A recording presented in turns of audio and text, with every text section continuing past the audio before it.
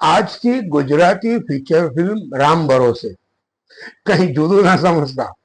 આજથી વિશાલ વડાવાલાની ગુજરાતી ફિલ્મ રામ ભરોસે રિલીઝ થઈ ગઈ છે.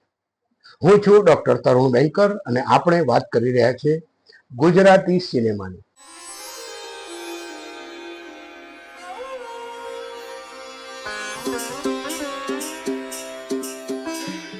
વિશાલ વડાવાલા, રઘુ સીએનજી, સૈયર મોરીરે, સમંદર અને હવે લઈને આવ્યા છે રામ ભરોસે.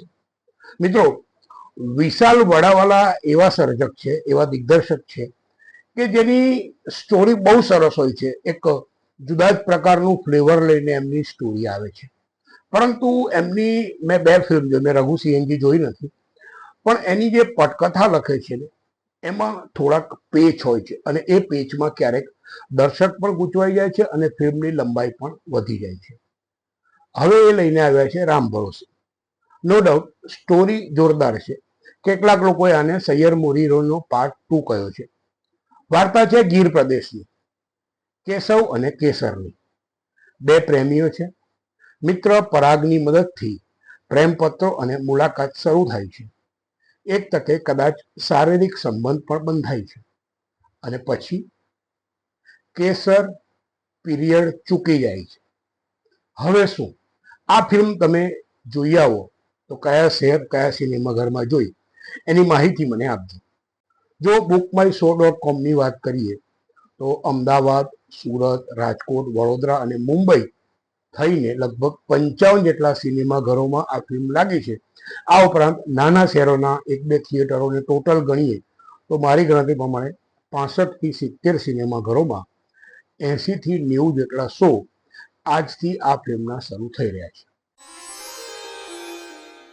ગત સપ્તાહોમાં રિલીઝ થયેલી ફિલ્મની વાત કરીએ તો જમકુડી 7મા વીકે પણ 20 લાખનું કલેક્શન મેળવી ચૂકી છે. ત્રિશા ઓન ધ રોક્સ ચોથા વીકે 10 લાખનું કલેક્શન મેળવી ચૂકી છે અને બિલ્ડર 2 વીક પછી ત્રીજા વીકમાં હાંફી ગઈ છે. મિત્રો, આજનો એક સવાલ તમને પૂછવાનું મન થાય છે. આજનો સવાલ છે, ઇન્ટિમસી ડિરેક્ટર એટલે શું? ઇન્ટિમસી ડિરેક્ટર એટલે જે ફિલ્મની અંદર આજકાલ ખાસ કરીને વેબ સિરીઝની અંદર કામુક દ્રશ્યોનું જે ફિલ્માંકન કરવામાં આવે છે, એમાં જે હીરો અને હિરોઈન છે એને કમ્ફર્ટેબલ કરવા, આ સીન કેવી રીતે ભજવવો, એની બધી ટેકનિકાલિટી અને ક્રિએટિવિટી જે ડિરેક્ટર શીખવે એને ઇન્ટિમસી ડિરેક્ટર કહેવાય. અને હવેના સમયમાં આવા ડિરેક્ટરોની પણ સંખ્યા વધી રહી છે. હવે સોશિયલ મીડિયાના બારણે મિત્રો, તમને ખબર છે ગબ્બર સિંહ, અમજદ ખાને ગુજરાતી ફિલ્મ પણ કરી હતી. હાલમાં જ સોશિયલ મીડિયા પરથી મને આ ફિલ્મનો એક ફોટોગ્રાફ મળ્યો છે. ફિલ્મનું નામ વીર માંગરાવાળો અને ઉપેન્દ્ર ત્રિવેદી અને અમજદ ખાનની ફાઇટનો આ એક સીન મને મળ્યો છે, એક ફોટોગ્રાફ મળ્યો છે, એ આપને બતાવી રહ્યો છું.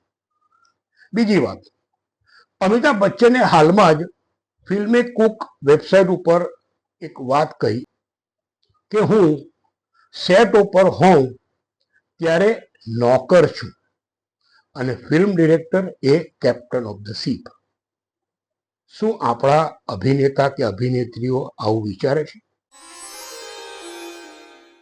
મિત્રો, ગુજરાતી સિનેમાની વાતનો આજનો એપિસોડ પૂર્ણ કરતા પહેલા ફરી એકવાર મેરે પાસ માં હૈ